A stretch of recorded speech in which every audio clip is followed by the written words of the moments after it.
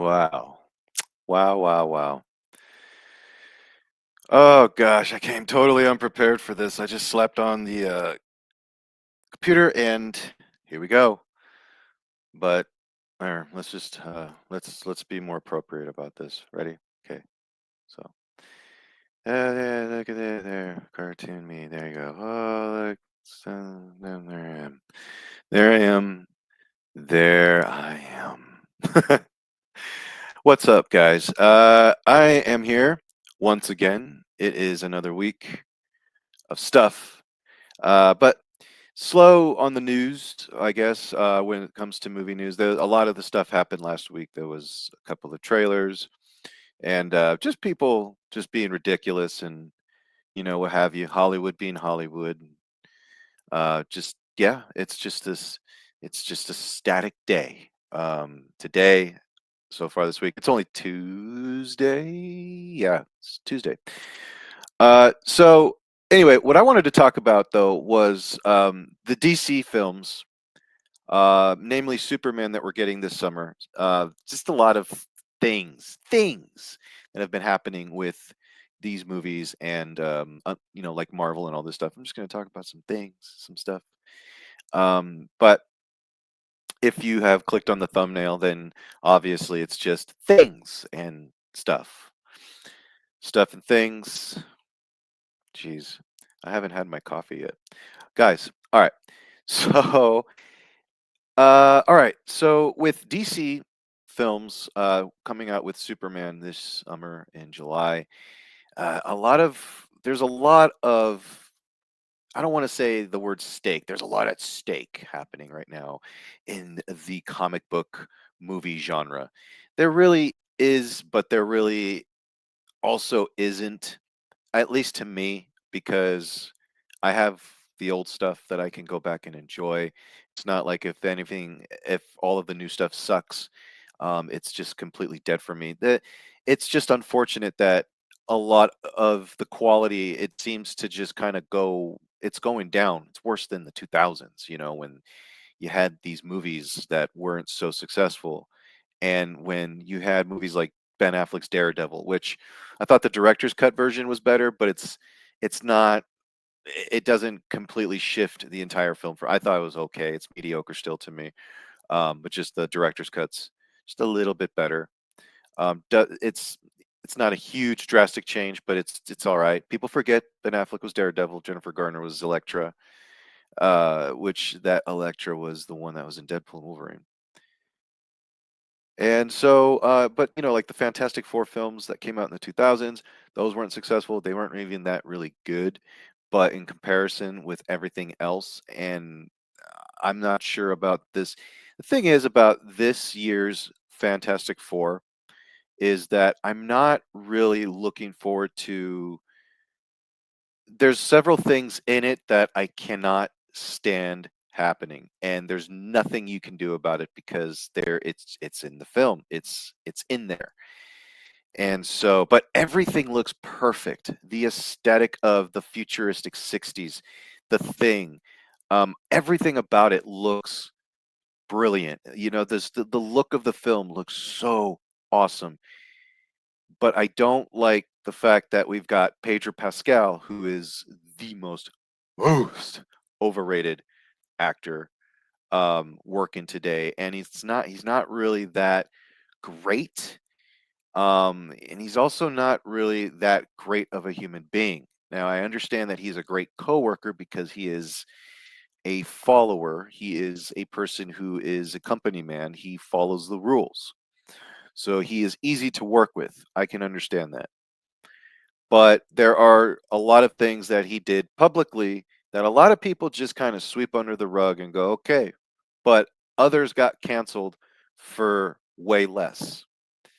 And it just it just rubs me the wrong way. And the fact that this guy is in everything. He is in everything that you could The Last of Us, every single indie film that is coming out, with the exception of a Wes Anderson film, I think. Correct me if I'm wrong. He is in the Fantastic Four film. This dude is in everything. He is in Star Wars. He's the Mandalorian. it's just he's everywhere, and he's not that great. Now, he's good in some roles. There are some roles that I liked him in, like in Game of Thrones. I thought he was fine for that role. Um, there's a film with Nicolas Cage that he was in. I thought he was fine in that role. That's about it. Everything else, I just don't care for, and I'm really good at separating the art from the artist and all that, but it's just when this dude who is not a really good human being in the first place, is in everything that you are seeing in escapism. It's not really a lot of escapism. I just don't. It's annoying. So Pedro Pascal is not Reed Richards to me. And I'm not saying that because it's Pedro Pascal. Now, you can give me Pedro Pascal, who is not overrated, fantastic actor. I mean, this guy, everything he does hits. I still wouldn't cast him as Reed Richards, despite even if he was a great human being, I still wouldn't cast him as Reed Richards. He doesn't look like Reed Richards. He doesn't also. I don't buy into Pedro Pascal being the smartest man in the world. You know what I'm saying? Like I don't buy that just for me. However, um, that and for some reason, it's really hard.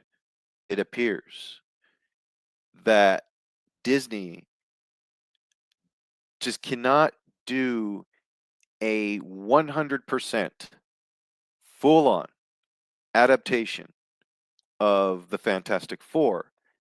And listen, they got Galactus right. They just released a picture of Galactus yesterday, I believe. Um, and he looks perfect. Looks perfect. I just went finally. Looks great. Galactus looks awesome. And again, with everything else in the movie that looks great. I mean, you've got the music, the Fantastic Four music in the trailer, which is the theme that you'll hear in the film, is awesome. It's great. You have you have a theme that works. Everything, all the ingredients work. Listen, I know a lot of people love pineapple on pizza, and there are some that don't. I'm one of those that's not crazy about it.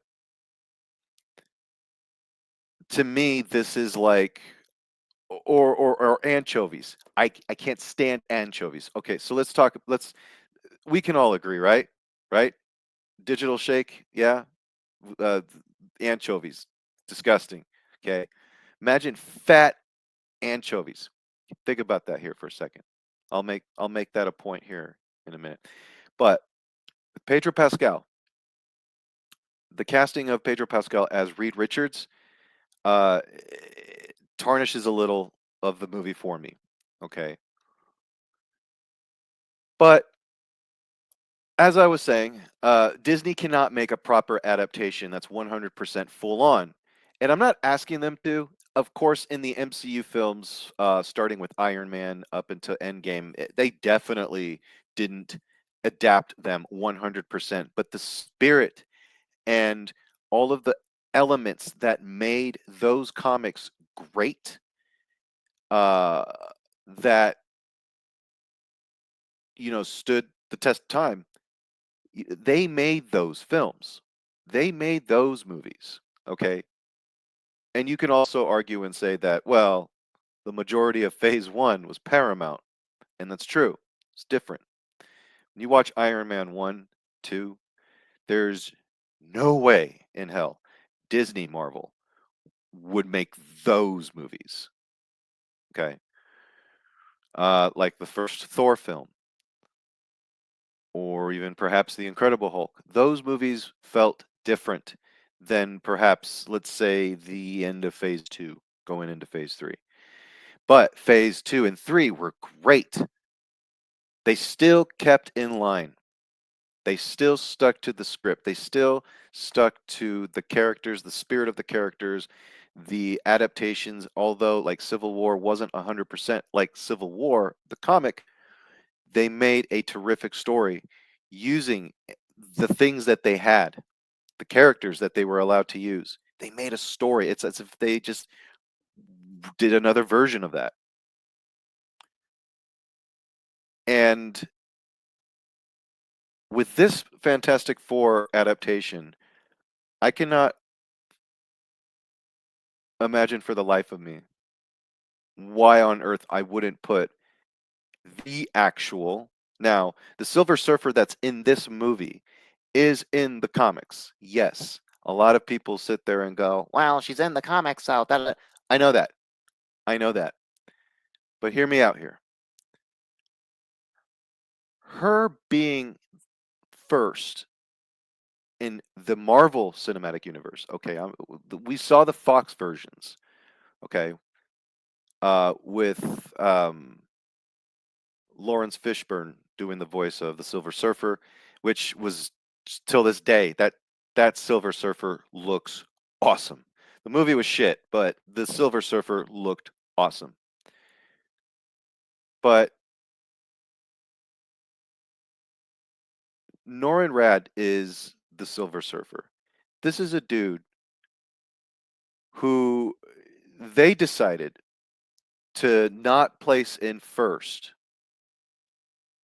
And here we are in the Marvel Cinematic Universe, the home base of Marvel Comics, because that's what it's supposed to be, right? Um, we're getting the female Silver Surfer, which is like getting Batgirl first before getting Robin. It's not a sexist thing. It's not a, oh man, we need an all males show here, because that argument is ancient as fuck already. There's no such thing as a sexist real Marvel fan, comic book fan. There's comic book characters that are females out there. So that whole narrative is just really old and tiresome and just it's stale. It's the only argument they got. Just write good characters. And it's proven in history. Wonder Woman. Do you think a bunch of girls who were chewing bubblegum back in the day when that character was created were buying those comics? Well, let's just say like in the 60s and 70s, we're buying those comics? Hell no. Yes, there was girls who were into comic books, but you have to be realistic though. There wasn't really that many. And when there was, at least for me as a kid, when there was girls out there who were nerds like myself, my brother, my friends, we weren't like, ew, gross. It's girls. This is all boys here. No, we were like, hell yeah, come with us. Come hang out. Let's talk. Let's geek out and shit. And they're interested and they embrace that. You know what I'm saying? And just like everyone else, it could be a boy who just feels like an outcast who wants to fit in or be a part of the crew. Same thing. Same thing. I'm speaking from my experience, but I can tell you right now that, and I could bet money that the majority of nerds are like that. It's just the internet is weird, folks. And they have been so conditioned to place a label on you if you don't like something, if you don't agree with the majority of the opinion. And it's true, it's out there. Okay, it's out there. What I'm saying right now is fact. It's out there. People don't like the difference of opinion because they feel as if you're attacking their brain, their interest, it's as if you just like attacked everything they represent or something. Or let's just say everything that represents them. And that's not true. It's not true. Not at all. That is 1000% false. It's just that people want to see a proper Fantastic Four movie. It's not that fucking hard. It really isn't. People just want to see a proper adaptation of things. So you can't really tell fans, and you can't say, well, they're supposed fans. No, they're fans. They're passionate. They are passionate about this stuff. That they want things done correctly. And the blueprint, the source material, it's there. Why aren't they just copying it down? It really blows my mind when I see creatives in Hollywood tackle on projects that, I mean, listen, I know making a movie is really difficult. It's not easy. It's hard. Being a director is hard.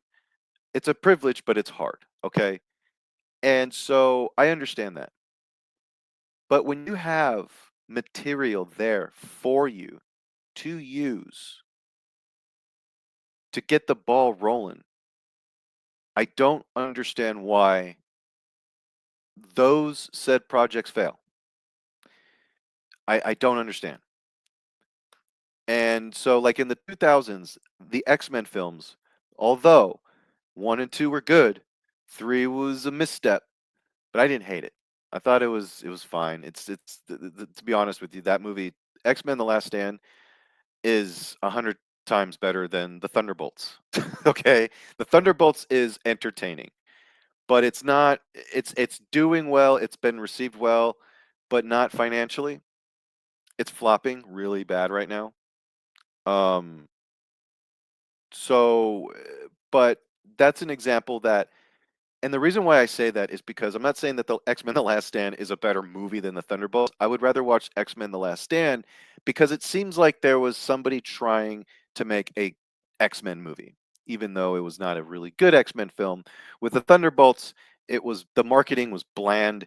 The trailers were just, it felt like they were trying to rip off Suicide Squad. This whole Misfits group thing has been done before. It's been done better, in my opinion.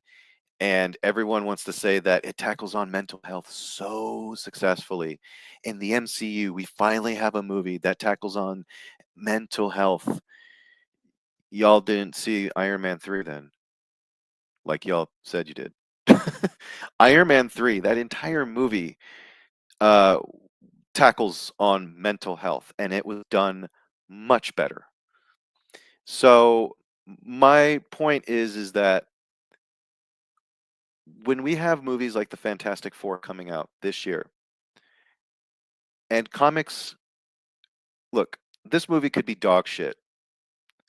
Um, with the proper Silver Surfer and with a better actor as Reed Richards, this movie still could be dog shit.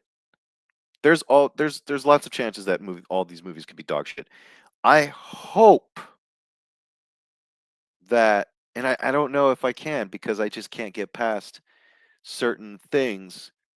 Um, the choices that they've made for this movie, such as Robert Downey Jr. as Doctor Doom. I don't know how I feel about that. You better not look like Robert Downey Jr. is all I got to say. I mean, I get it; it's a variant, but still, the opportunity to have a different actor to step in, all of this stuff. I mean, all these choices. I mean, the Robert Downey Jr. thing doesn't really take me out of the film as much. It does kind of, but not as much. Okay, as much as the Pedro Pascal and not having Norrin Red in the movie. The Silver Surfer was the coolest thing in the Fantastic Four comics. I didn't read a ton of the comics. Like I was not a big, huge Fantastic Four comic collector, but watching the cartoon, and having it, on, I remember the little VHSs where they had the two cartoons in one video cassette, and going and coming across a couple of Fantastic Four comics, when I was in my Marvel phase, in my mid 20s. I remember just reading some really cool stories and then really understanding the Silver Surfer, Galactus, all of these characters. because I wasn't a massive fan and I completely didn't understand what the hell I was watching when the Fantastic Four films in the 2000s were going on. I thought Galactus is just this thing. I didn't understand that he was this big giant being, like he is properly portrayed in this film, in this new one that's coming up. So I don't know. What this also means too is that, well, I guess we can get into it. The DC universe, the future of the DC universe. Okay, there's now look. Okay, so with DC Comics, okay, my own personal opinion, I love all DC and Marvel, but I love DC more. I just love their darker stories.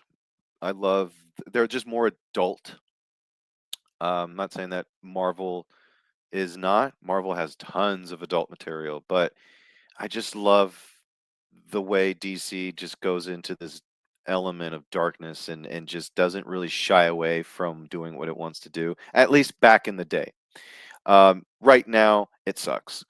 But back in the day, like in the 90s, the early 2000s, I thought for myself that was like the peak times of reading graphic novels and all of that stuff and just getting into the comics. Even though most of that stuff also came out back in the 80s, the stuff that I was reading, and catching up on and just catching all these bits like, uh I remember Nightfall, which came out in the mid 90s, going back and reading that. Oh man. So yeah, DC was always my preference. And also Superman. Superman was my preference as well. The death of Superman was an event that I quite didn't understand and probably took for granted because as a kid, I remember seeing The Death of Superman, which is a comic book, being featured on news pieces like CNN and all of that stuff. And that was strange, but now I get it. Comics was a different thing. It was being a comic book fan was a different thing back in the day. And I lived that as a child. I got to witness that, not realizing how how appreciative I am today, like that I got to live that because right now the comic industry, it's fucking dead. And so when I see all these podcasts celebrating all these new comics, acting like Ironheart is something that is so amazing, it makes me want to throw up. It makes me want to vomit. And, I'm sure that their listeners would listen to someone like me and go, "Well, you're just a big fucking hater." And it's like, "No, I'm not. I'm a realist. I would rather just shut this entire channel down and eat shit than, and be than to be fake, here." So I just like, to talk about my opinions on films and all of this stuff and what I think and what my predictions are and all that stuff. Like I never hope anything fails. I never hope anything fails. I am someone who will be very cautiously optimistic. It sounds like I am talking shit, but yeah, I mean, that's just what nerds do, that we talk about this stuff, and this is no different than having conversations at like the comic book shop or, your local, collector store, where you just talk shit, you just shoot the shit with someone and you have differences of opinion, but you don't like label someone, you don't go out of your way to kind of tell someone that, you're just this whatever. It's that's what we do. That's and that the internet murdered that dialogue. They murdered that. And it just needs to come back. It needs to come back. And I'm saying this, and I'm sure other YouTubers and others out there are saying the same thing. But I'm not going to sit here and celebrate something that sucks. Something that's been, shitting on comics, stuff like, Black Captain America, and we can't call him Black. He's Black Captain America. He was Falcon, and it sucks. Here's Marvel Comics acting like they are so progressive, okay? And they take a character like the Falcon, who was an original character who was really good, okay? He was really good. He was an awesome character. And what they did was, now instead of making him the leader of the Avengers or part of the Avengers, or making him more profiled as a featured character, like a bigger character than what he was, kind of giving him that Captain America level kind of title, without being Captain America and sticking as the Falcon, because that character is a success. They gave him sloppy seconds of a white dude and went, gee, look how not racist we are. Like, give me a fucking break, dude. I will die on this hill and say that is the most racist fucking shit. And they think that that's progressive. They're not going forward. They are going backwards. They are literally grabbing the time stone and just we're just going back in time, like at the end of Doctor Strange when everything was reversing. That's pretty much what Marvel Disney did. So don't give me this shit saying like, "Oh, you're a fucking racist bigot. You just don't like seeing black characters being featured as the leads and this and that and the other." Get the fuck out of here with all that shit. That is such an ancient argument. It is so dumb that it it needs to stop. Um, a lot of the people that I used to follow, unfortunately, years ago, have succumbed to this ideological mm, virus, that is plaguing a lot of this world.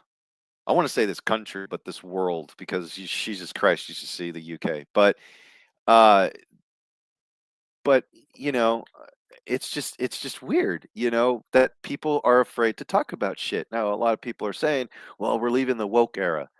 I don't know, man. It's always been here. It just got worse for like a period, and it's just kind of now dialing back. But I don't think it's gonna go away. So what I'm trying to say is that we're gonna get some good stuff, but we're getting a lot of just bland shit now. So with Marvel Comics, being racist as fuck, but if you call them, out on it, you're a bigot and you're this, that, and the other. And it's like, okay, well, I guess so, but those things don't hurt me anymore. Like they don't hurt. Like calling someone a racist today is not the most fucking shocking, hurtful thing to ever be labeled right now. In fact, it's one of those things where if you're online and someone calls you a racist for giving your opinion, like I did about Captain America and Falcon, then you are doing the right thing. You are offending the right people, and those are people that are not really fans. They are out there to be right. They are out there to be correct on things instead of just enjoying the shit. Now, I do enjoy the shit. Like with Superman this year, I'm excited for Superman, but I'm not like super excited. No pun intended, pun intended. I don't know. I don't know. It just came out. It just came out. But I'm not super excited for Superman, but I am excited of the fact that I'm living in a period right now where a Superman movie is coming out in theaters and it's being celebrated everywhere. A lot of people are excited, all this stuff. That's great. Um, I hope it does great. It can't just be good. Now, I know that sounds foolish to like say or to wish or to hope, but it has to be great. You have to think about this, okay? The comic book genre is not where it used to be, okay? It is on a slippery slope to becoming another genre like what happened with Western. Okay, there'll be sprinkles of it out there, but it won't be as popular. So Superman is the granddaddy of superheroes. This movie, not only does a Superman movie have to come out now, we need a Superman movie to be in theaters for people to go out and see. Okay, we need a Superman movie out today. All right. But this movie also needs to surpass Man of Steel when it comes to its worldwide success. The numbers, the numbers game. Yeah. Okay. It could be a great film. It could be fantastic, it could be brilliant, but that word of mouth needs to be strong, but the movie itself needs to be great. It needs to surpass Man of Steel. As much shit as Man of Steel got, if this does not succeed Man of Steel, can you imagine the Snyder fans out there having a field day with that and the embarrassment that James Gunn, Warner Brothers, and DC will endure for some time? I posted a video where a lot of people said, "Well, you're a Snyder bro. Look at you defending, Snyder and his movies, and talking shit on James Gunn." It's like, listen, I don't dislike James Gunn.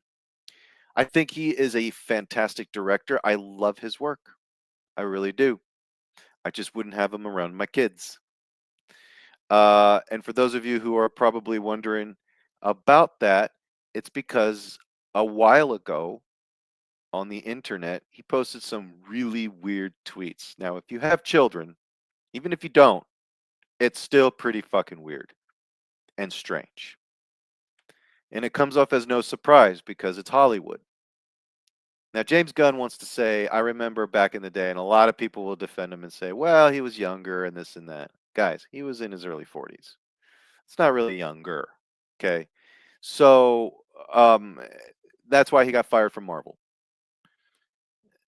Do I agree that they should have fired him? No, because time has passed and they should have done their homework on the guy before firing someone who has given them money and success. So, it's one of those things where, and James Gunn doesn't have children, thank goodness. But as a director, as a visionary, I think he's great. Do I think he's a pedophile? No, I don't know. I can't really give a hard answer. It's just questionable as fuck.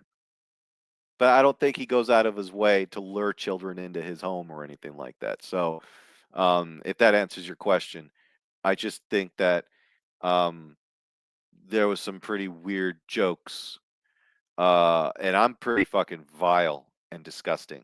And I thought those tweets was another dimension of disturbing. And listen, if you want to defend him because he made some really cool movies, great, cool, that's on you. I'm not here to tell you no. It's all on you, no judgment. I don't care. All my friends, everyone I know loves James Gunn. I love his work. So that's as far as it goes, I guess, but I just don't care. Whatever he does. However, the marketing for Superman so far, to me, has been trash. Um, I'm definitely disappointed with this marketing. Here's why. Because this is Superman. Superman, okay? We could go into the history of Superman and figure out, okay, look, let's, without spoilers, let's figure out who this Superman is and why you should care and why you should get your asses in the seats besides looking at this cool logo. Um, and no, it's all about how great James Gunn is. Everything is about James Gunn. James Gunn and his dog. James Gunn is great. James Gunn is just amazing. And what James Gunn did with this and this and that and the other. And it's like, whoa. And then everything is all about, like, as far as the music, as far as the inspiration slash kind of almost ripping off, but not really quite ripping off yet. This whole thing seems like is one big love letter to Superman the movie. But that's what I loved about Man of Steel. That aspect. Okay, it's not a perfect film, but that aspect of Man of Steel is what I loved about it was that it's not trying to be Richard Donner's Superman. That movie, not once was it ever going, hey, remember Richard Donner's Superman the movie? It just told a story and it went right into it. I'm sorry that Superman did not save a cat out of a tree. He was busy saving people's lives and trying to prevent Zod from destroying Metropolis, which he did. eh, But still, like he was Superman for a couple of hours and he got right into it, and that's the movie. It was good. It's criminally underrated. However, Man of Steel is getting better with age. It really is. It's getting better with age because there are, and you could go on YouTube, you're already here. On YouTube, there are reactions to this film from people who are young and they are just watching this for the first time and they are loving this, discovering their Superman through Henry Cavill. So I don't know. And the thing is that you've got David Cornsweet as Superman, and I don't know anything about him or why I should care, except the fact that he's Superman, he's wearing the suit and all this stuff. And it's like, at least have the effort to make us care. Zack Snyder, I remember the promotion for Man of Steel wasn't all about, oh, Zack Snyder was great and all this stuff. They gave you a reason why you should get your asses into the theaters and go see this version of Superman. Why you should care about this version of Superman. There's nothing in this marketing so far that indicates why anyone should care, except look, Superman, and listen, it's the John Williams music, from the movie, but not really. It's kind of like a really terrible computer rendition of a Hans Zimmer ripoff of the Superman theme. And I don't understand why they wouldn't get John Williams' music for the soundtrack in the trailer. That music gets everyone pumping and going. And it just, I don't know. There's so many things wrong with the marketing. Even the poster is bland.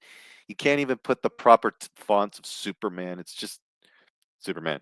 Like I don't know. It's so lame. It's so lame. But and I'm not the only one talking about this. I'm not the only one thinking about this.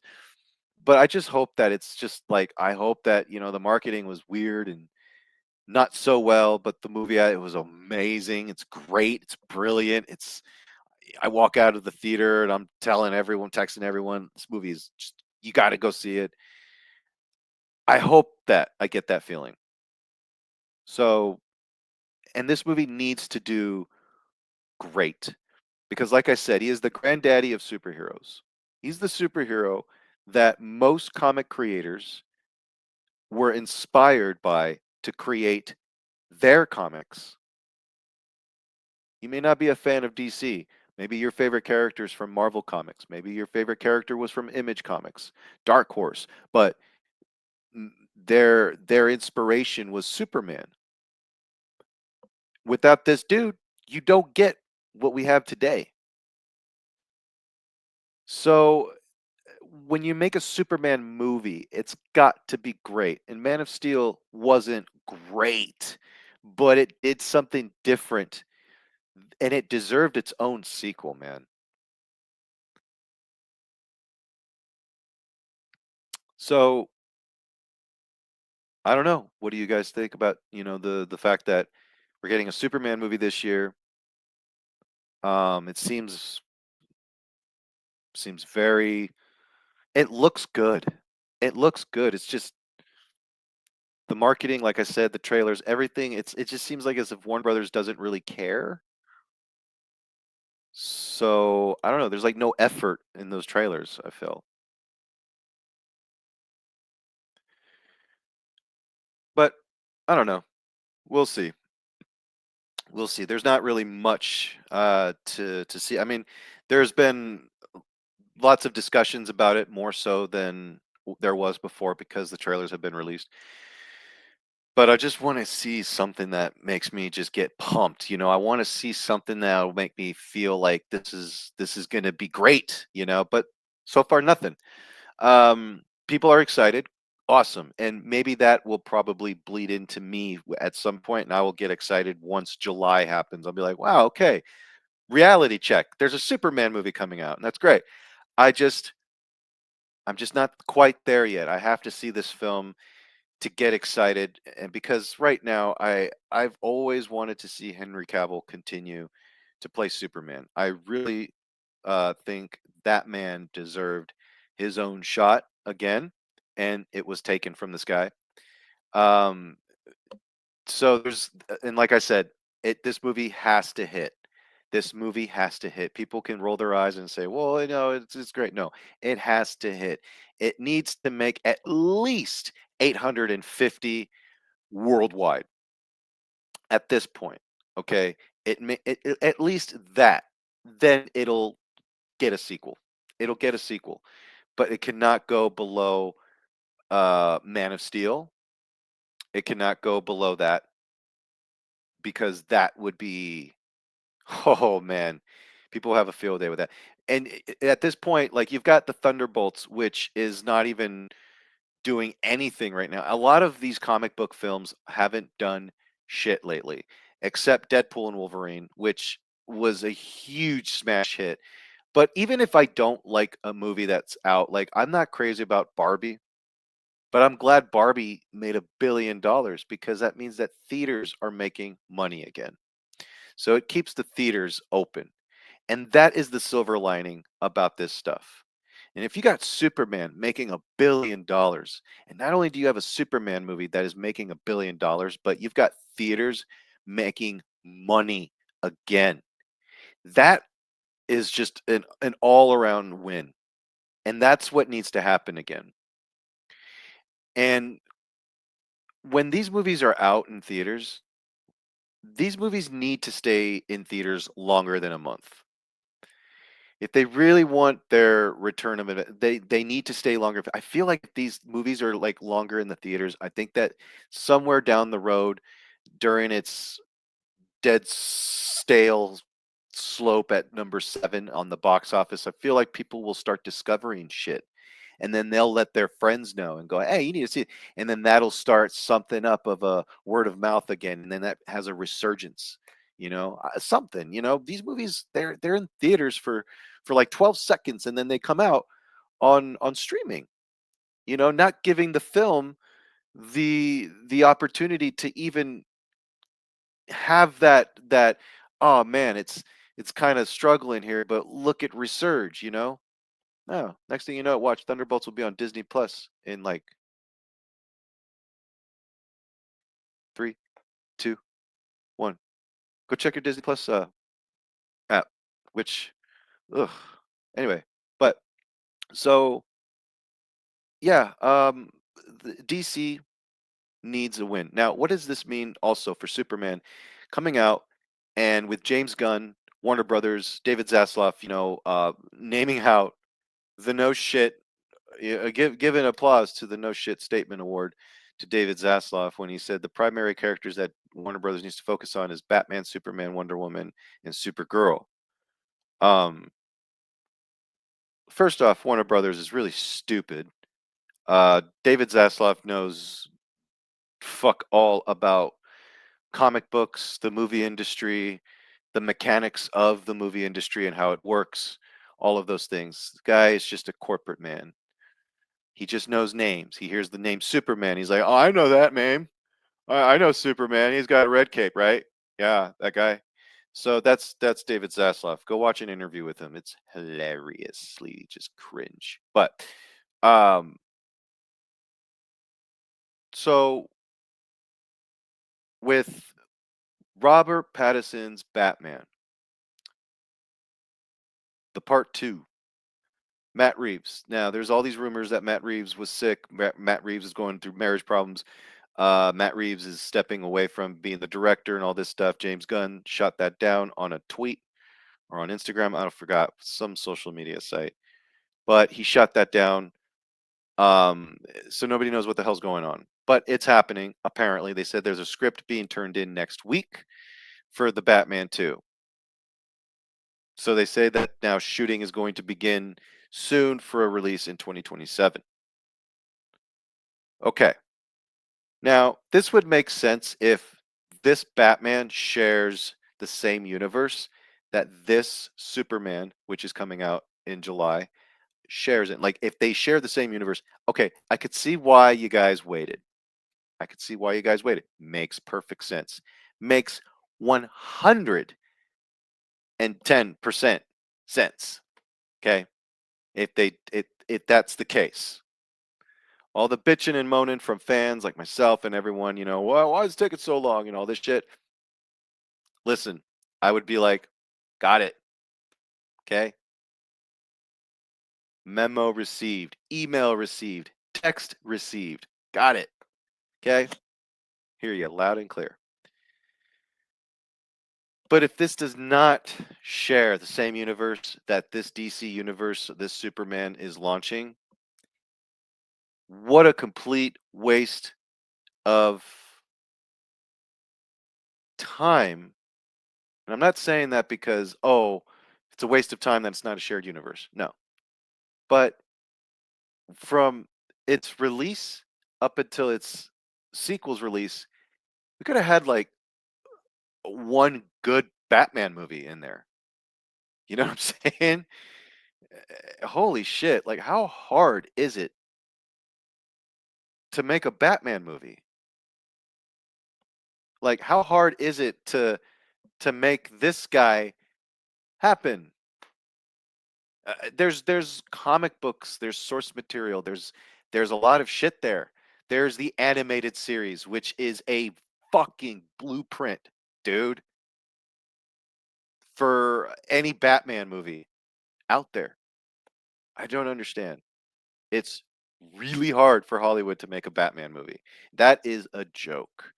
And just same with Superman, the argument was it's really hard to make a Superman movie because it's hard for an audience to connect with Superman. What the fuck? Are you serious? I remember that argument as a kid. I wanted to throw up. And I remember I felt as if no one felt like that with me because everyone felt the same. Like everyone said the same shit when I was younger, like back in my early 20s. That sounds weird. But anyway, yeah, people would be like, "Oh, I can't relate to Superman." It's like uh, you're not supposed to fucking see yourself in characters, man. That's narcissistic. That thing needs to stop, guys. If you guys say like, "I need to see myself in this character," that's why I don't like them. That is a very wrong approach. Y'all need to just identify with the character, not with the character's abilities, but the character, their choices, shit like that. Anyway, Superman is a character that's not that hard to write at all, if especially if there is decades of comic book history. It's there. It's like I don't know. It's really really stupid. It's like showing somebody. It's like imagine being a delivery person and you get the receipt and it shows their address and but no building number, but the apartment number only. Okay? Imagine that. And then that person complains and says, "Why did you bring my pizza late?" And he said, "Well, I couldn't find your building number, so I could find the number of your apartment that matches the building number. And let me show you the receipt." "I don't want to see the receipt. I refuse to see the receipt." Okay. It's pretty much like kind of like that. That Hollywood is like, like, well, there's comic books here. Like, I don't want to see that shit. I want to write my own story. I want to create my own imagination. So and it sucks because they don't know jack shit about comic books. They don't know anything about these characters. They just know the characters based off what they've seen on the internet, the memes and all this stuff. It's like Star Trek. So with Batman, it's really hard to make a Batman movie, apparently, for Hollywood, and it's really ridiculous. I don't understand. And you don't need a big, massive budget for a Batman movie, especially the one that Matt Reeves is kind of doing. In a world like that, you could like dial back on the budget and make something really cool. But they won't. See, I wish that they would do a Batman series for HBO Max. I want to see a series, and I listen. A lot of people that I know of and I talk to, we always talk about this. We all want to see a Batman series on TV. It would be really cool, but you have to have it on HBO. You have to have it on a platform like that, not Netflix. Okay, not Netflix. Um, but you would have to have it on HBO Max, and it would have to be on HBO Max anyway. It's Warner Brothers. But I would love to see a 10 episode season, like a 10-hour movie. And you could do anything with that. I mean, with season one, you can get right into Batman. He's already in like his third or fourth year. He's already has a full rogues gallery. He's on his second generation, maybe third generation Batmobile at this point. Something, and then you can have like the end of the second season, you introduce Dick Grayson and that whole event with his parents in the circus. Your third season, Robin is introduced by the end of the last two seasons. That whole build up, his training. You can't just go 0 to 100 like that. You got to have some build up. Shit like that. See, I'm not even fucking working for Warner Brothers. And look, I'm already given an idea that people kind of sort of wish going, oh, that would be fucking cool. Of course it would be cool because that's what we would want to see. And then you could bring in Batgirl by like a season 7 because you have so much history there. Why stop at like season 5? You can go on and go on and make some really good shit. Just hire the right talented writers, talented directors, uh, and just make something great, man. And you could do that and bring that into your DC universe, but they won't.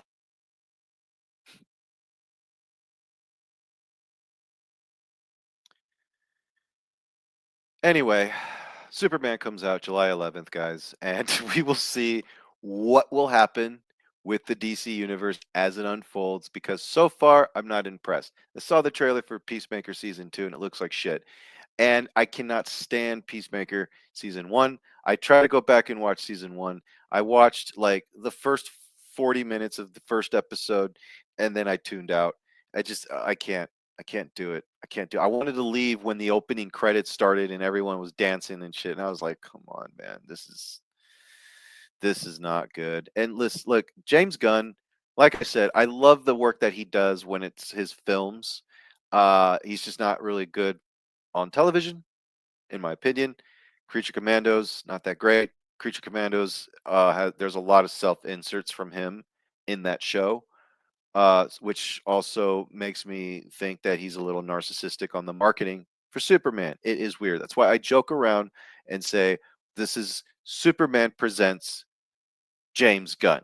And there's a lot of talk on Friday Night Tights, which caught my eye the other day, where they talk about the same thing, and I was belly laughing hard because I mean, I can't be. I was thinking I can't be the only one thinking this, right? There's got to be other people noticing this shit. It's kind of weird, and so I've noticed that there's been other talks on other podcasts that I've been listening to.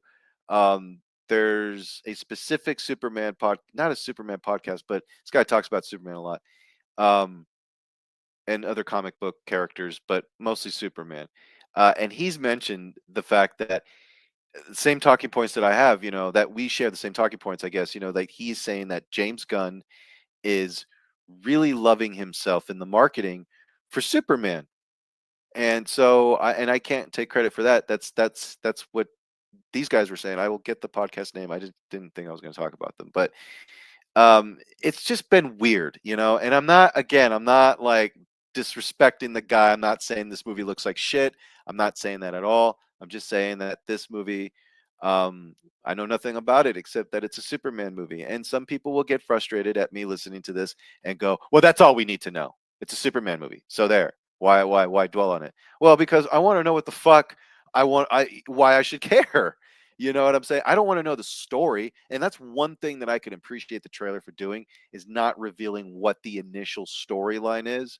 But I want to get to know a little bit of this world. And a trailer kicking off with Clark yelling at Lois, getting frustrated, losing his cool, wasn't a very good look. But I can understand that there's perhaps some context behind that. So I think that perhaps maybe that Clark finds Lois as a confidant, like he confides in her. So there's layers to that could build up to that moment. So it's not so black and white, but in the trailer to market a movie to get your audience to go, okay, here's why you should care. Boom. Clark is losing his cool. It's not a good look. It's not a good look. It'll make sense 100% in the movie, but in the trailer, it just didn't. it didn't scream out hope or like, "Hey, this is the Superman you've been waiting for." It just it rubbed it just it rubbed me the wrong way. So anyway, oh man. So anyway, folks, let's kind of wrap up this show here a little bit. Let me check on some stuff here. You guys want to see something really weird and funny? It's not really funny. I mean, it's funny, but it's this man is just he's on fire. He is on fire, baby. Pedro Pascal, Hollywood's favorite actor. The actor everyone in Hollywood is pushing in on us to love. And it seems like it's working because people, you know, look, I don't care about celebrities. I'm not into the celebrity gossip thing. I don't care.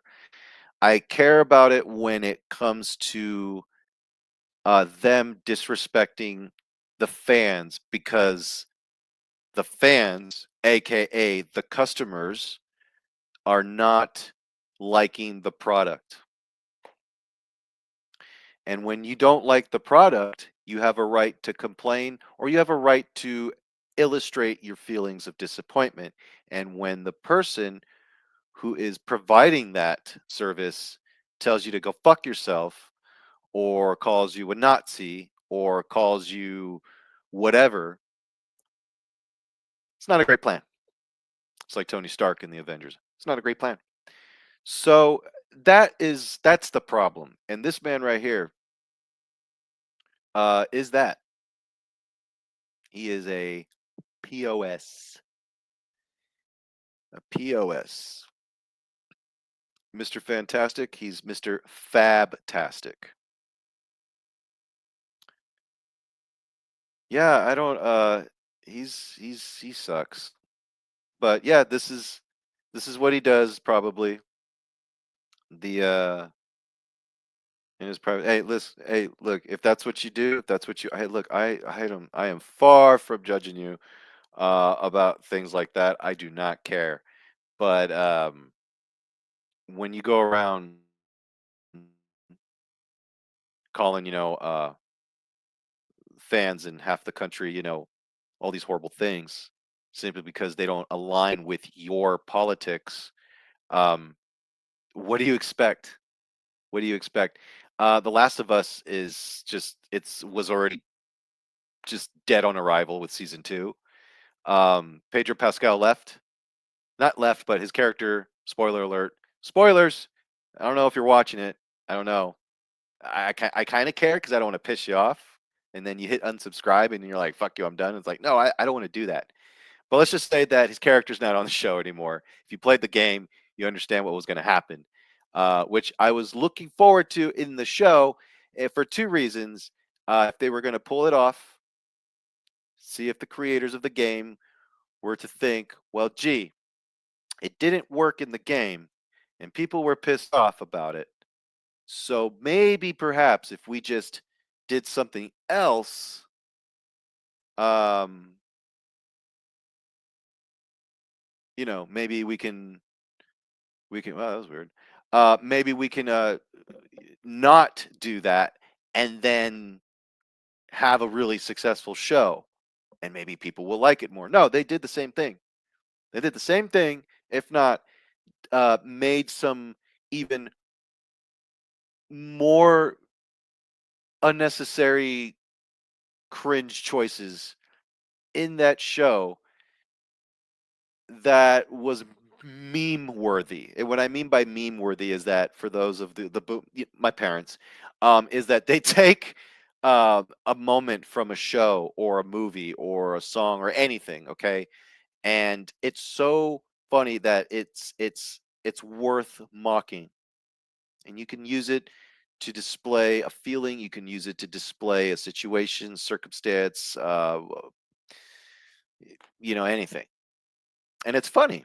It's really funny. But anyway, so what I'm trying to say is that um, Pedro Pascal sucks, and he doesn't deserve the success that he's getting right now. I don't understand why.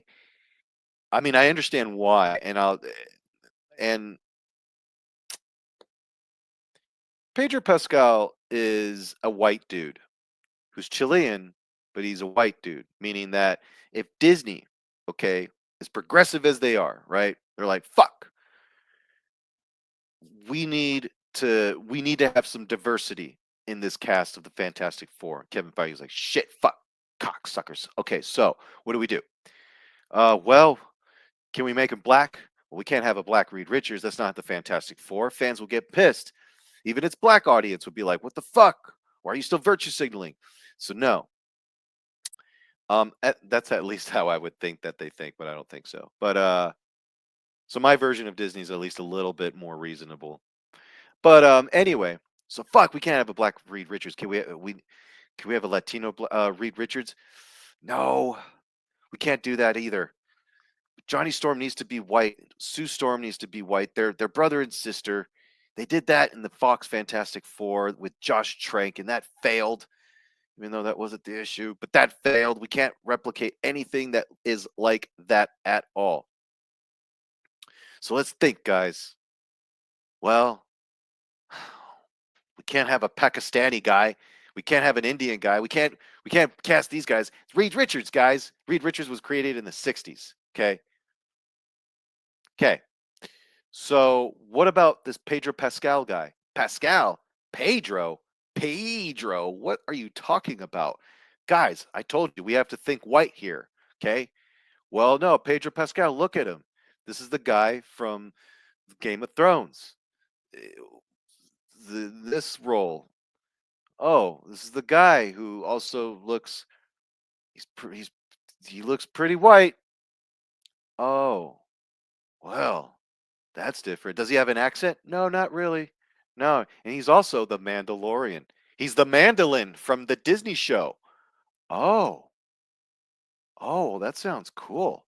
Well, well, he sounds pretty white to me there. Yes, he passes as a white man.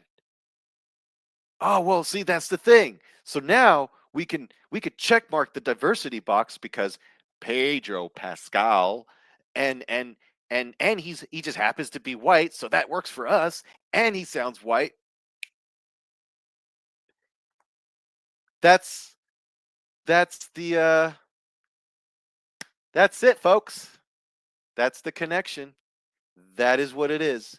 You understand now? Okay? The guy passes for a white dude. That's why he's getting roles because Hollywood, for some reason, got really insecure over the past years, thanks to BLM, thanks to the Me Too movement, thanks to all of these unnecessary fake causes that came and went that nobody cares about, that everyone used as a shield. Everyone used on social media to acknowledge, hey, I'm not of this, hey, I'm not of that. All of that ruined a lot of today's entertainment when it comes to masculinity. Masculinity was never toxic. When you hear people saying toxic masculinity, there was never toxic masculinity. There is as much toxic masculinity as there is toxic feminism, toxic femininity, whatever you want to call it. I don't care because it's not something that is in our public consciousness every day. But because of the internet and because of these people who are not even fans of the work that these studios tell creatives to change for these people. So fans like us don't get the things that we want. And then when we complain about it, we're an ist or we're a phobe or we're whatever label that they think is disrespectful these days, which isn't now, thanks to a whole large group of people using those constantly to the point where they mean nothing now. It's just hilarious. Film criticism has been dethroned by the activist because the activist doesn't like hearing the truth or being honest.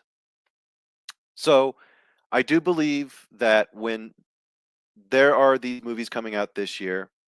You're going to get a lot of people saying the correct things to get that free access. And you're going to get a lot of those same people watching people like me calling them out, and they're still going to do all of those things to get the free access. So it doesn't really matter what I say. It doesn't really matter what your favorite podcaster out there on YouTube says. It doesn't. Nothing's going to change because people are going to just bullshit until they get your wallets fat. Okay, that's what they're gonna do. They're gonna bullshit till their wallets are fat, and that's just how it. That's just how it goes. That's just how it goes. I don't sell my soul to the devil to get free access from that kind of shit. I just don't. It's just weird and creepy. And so when it comes to film criticism, I tend to look at negative reviews, unfortunately, because those are the honest ones. Think about it. Those are the ones that feel like they've got nothing to lose. And as far as myself goes, like I said, I'd rather eat dog shit than to give you a dishonest review about something, about a TV show or a movie or something. I won't lie to you here on this platform about the things that I love or the things that I've watched and seen because what the fuck is the point? What is the point?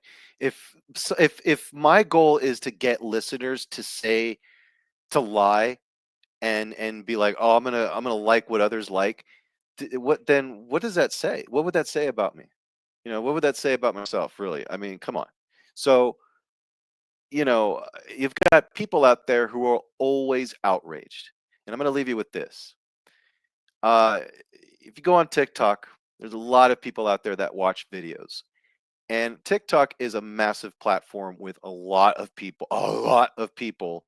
watching the same thing that you're watching. So when you comment on something, it's going to either trigger, jumpstart something of a discussion that people just latch onto,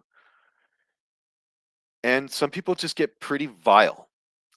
Which I mean, honestly, with TikTok, I don't care because these are people. There's billions of people on this planet, and I don't care about 42 comments that tell me to go fuck myself.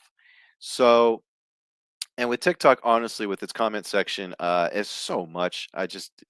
You just kind of look at one, skim through, and you just kind of drop. I probably have a lot of comments there that I haven't read, and they're mostly never ever positive. Especially when you're giving criticism. So I just don't care when it comes to celebrities who go out and virtue signal and talk about this to get an applause or to speak about that and get an applause, makes yourself look great. And then you are somewhat part of that system that advocates that by doing the things that you claim that you don't like doing. I don't feel sorry for celebrities that put themselves in that position because Hollywood is it's a very disgusting creature. And I would never put my children or influence my children to get into Hollywood. I would not mind if they wanted to be creatives and create something, direct something, write something, but to go out there in Hollywood in front of it with producers and all of that, no, no, no, no. That is a horrible place for anyone under 18 to be a part of. It's disgusting. It's vile. So don't go out there and talk about how you're disgusted with the system and how you were a victim of this and that. And then you go out there and you slowly become part of that system that does those disgusting things, and you give mixed messages out there, and then people like myself call you all out, and then people on TikTok go and have a diaper rash about it. Fuck out of here. I'll die on that hill. And you know something? I got to go before I die on this hill because this hill right here is calling my name. I'm so tired, guys. I'm ready to bounce and check out. But it's been fun. It's been real. It's been real fun, actually. But I got to go. But I had a good time talking to you guys about, you know, my opinions on where this comic book genre is going, where it's headed. And just, we need to like stay vigilant when it comes to people attacking you for having your own opinion. And what I mean by attacking you is I'm talking about people online who go out there and try to smear your name or whatever, or harassing you constantly and all of those things. Because honestly, guys, at this point in my life, it's pointless to kind of just go out there and retaliate when people send you long messages of whatever, or long, I have to tell you this or whatever, or when they tell you something so vile. It's like there's some things that don't warrant a comeback. They don't warrant a retaliation. They don't. Okay, because I honestly think that the best revenge is just not giving a shit and just living your best life.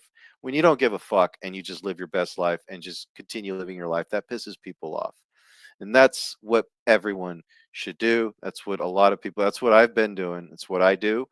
And lately there, a lot of people have lost their way. But because you stumble a little bit here, doesn't mean that you lose your way forever. People can come back and stumble back and get back in line and stay on track. And it's never too late for people to do that. I'm still working on mine. So, let's be honest, that's what us humans do. So, I'm a piece of shit. No, but listen, guys, God, it's time for coffee. Be safe and don't let anyone put you down. Don't let anyone, you know, step in the way of your greatness. If you found happiness and you just found it right there instantly, don't let anyone, uh, you know, chop your hand off and disconnect that, because it's like I tell everyone, I would never I would never fuck with my worst enemy's livelihood. No matter how much you are my enemy, I would never fuck with their livelihood. I would never ruin something that is an opportunity for them to be inspired to be a good person. If I don't like that person, I think they're garbage. I think that maybe the good things that happen for them can inspire that person to be good again, or to be good for the first time. We're all human here. So, and sometimes when people don't know things, um, going back to certain things online, like my TikTok and some comments on YouTube, when people don't know things and they don't understand, they see things, people love to form, or not love, but people, it's automatic. People form ideas and visions in their head and scenarios, and it becomes legitimate. And then people don't want to stumble on their own ego, and their own ego means that they don't want to stumble on their own logic that has been formed, that has been legitimate to them, because then when that is challenged, it becomes, you start to question your own judgment and you start to doubt yourself. And unfortunately, there are certain situations where I feel like others are going through that, but that's not my problem, and that shouldn't be your problem. That shouldn't be, like, if someone or people think of something of you, then just let them figure it out on their own. Let them figure it out on their own. If something looks odd, maybe perhaps you're approaching it the wrong way. Instead of attacking them for it, maybe perhaps a phone call could suffice. Maybe perhaps, well, in this case on YouTube, I really don't want subscribers calling me. I don't want, but you know what I'm saying? But just in life, just don't go out there and try to find something negative about somebody. Try to find something good. Find something good, and like I said, we all lose our own way. We all stumble. I sound like Professor Xavier, but we all stumble, but we all have to bounce back. And that's all I'm saying, is that for all of you out there, you all could do the same. And I'm sure a lot of you out there already know this, but some of you just need to hear it, because it's good to feel noticed, I guess. And if we're all feeling that way, then great, cool. But anyway, uh Superman presents a James Gunn movie. James Gunn, the movie comes out July 11th. But you know we're all Superman fans here. I had this thing here. I was gonna put this like right here and be like, yeah, I'm doing a DC video, and then that's what happened. So can't really do it, Cotton. But folks, thank you so much for watching. I will be back again next week, maybe this week later. I'm not sure if I have the time. But let's get it going. Subscribe to my channel. Perhaps I can build. Well, I could build something of sorts. But like I said, you can't go 0 to 100 overnight. But let's get it there. Let's get it going. You guys have been really cool, and thank you for for watching. So, all right, guys, I'm out of here. But I'll see you next week. Till then, I'm out. Peace.